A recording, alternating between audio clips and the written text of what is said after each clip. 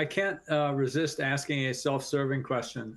You mentioned an O'Reilly book, you mentioned an O'Reilly on-demand course, and you also do live courses. We have these multiple modalities for people to learn. Do you have any thoughts on the trade-offs and differences and benefits of each?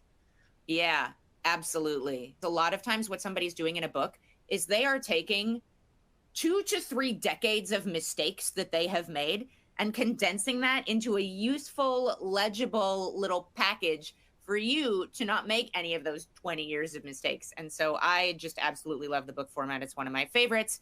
But then we also have the live workshops. I do a number of live workshops through O'Reilly. The most imminent upcoming one is an edition of Fundamentals of Machine Learning for Software Engineers. But to me, the lovely thing about live workshops and the thing that makes them unique and special on a platform like O'Reilly is the interactive element, which I use quite a bit in my live workshops. So I do a lot of interactive work in there, and the questions from the audience drive quite a bit of the content in one of those live workshops.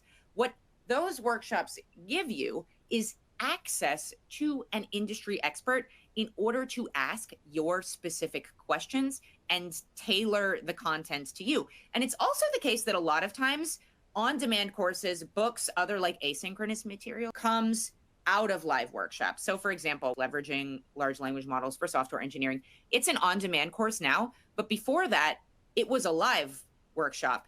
And I came to a lot of the material in that on-demand course by listening to the questions that I received repeatedly in the live workshops. That live workshop precursor was, in addition to being a way to give people information, a research endeavor that gave me the opportunity to understand precisely what it is that people at other companies outside of Mozilla, outside of wherever I'm working, need to know or are trying to learn so that I can provide the most useful version of an asynchronous bolus of information about this topic.